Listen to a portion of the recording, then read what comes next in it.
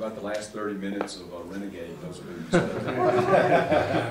I can see that. Yeah. Awesome.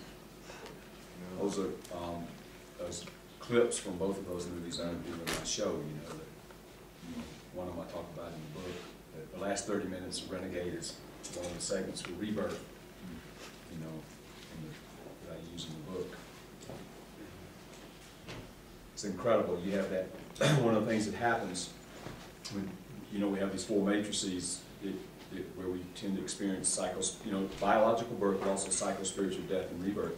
And what you find when people rebirth in here, in the breath work or whatever, is that they will also then, in some sense, go back frequently to the first matrix. And because there's a real experiential connection, obviously, between first and fourth. I mean, they have similar feelings. First matrix is like a sense of safety and unity, but it's pre-experience. That's that oceanic thing in the moon. And the fourth matrix is also an experience of safety, can be, and this is if it's and also a sense of connection. In the first matrix, the biological connection, where you have emotional connection if the mother is wanting the child. The biological connection is through the umbilical cord and the placenta, where you have the nutrients flowing, so there's an actual total link there. And then in the fourth matrix, then if it's like a good birth without a lot of obstetric intervention, so then the baby, then the newborn, is brought to the mother, so you have the emotional connection, but then the physical connection is also continued through the breast. So you have but this is an externalized situation. So it's very similar between the two. So what happened in the movie was he went through his death rebirth experience. It comes out of it, like I finally died. I don't want to die, but he finally died, coughed and choked up, and he was in the cave, like sort of underground there, in the sense of, you have to go to the internal place and to finish something like this. And then his friend or the shaman there says, go on out, she's waiting for you. Okay, she, the feminine. And so then what he does is he goes out and nature is there. And this is one of the primary scenes of rebirth is like coming into like the beauty of Mother Nature as the divine feminine.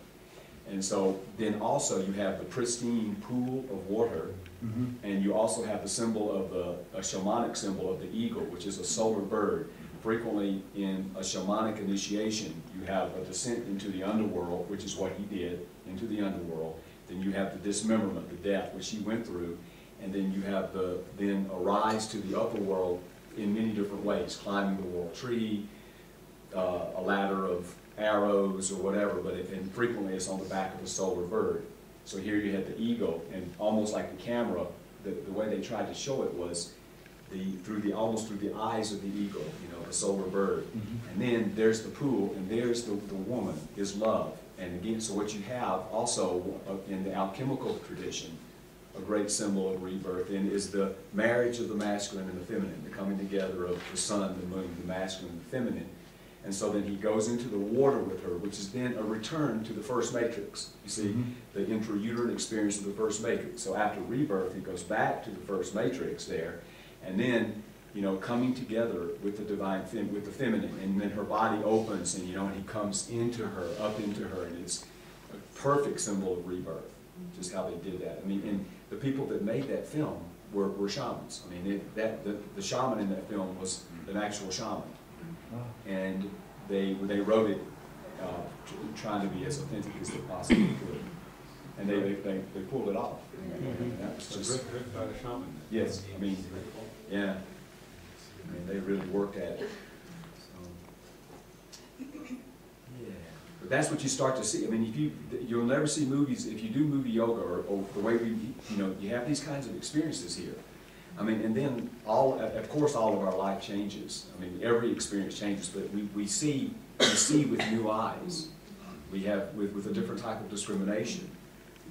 It's almost like transformation awakens before us in a dance, and we can see the dance where we couldn't before, and certainly in film, which is just, I mean, film is designed for us to have an experience, even if it's not spiritual. I mean, even if Hollywood's a dream factory, but even if 95% of what they put out is crap, You know, the potential is there, but it's designed for us to emote. So right there, that's the open window on the deep psyche. So we have these kinds of experiences and this kind of work that we do. You'll never see a film the same again. You know, it's just like, oh my God, look what happened. Oh, it's great. Comes a whole other adventure.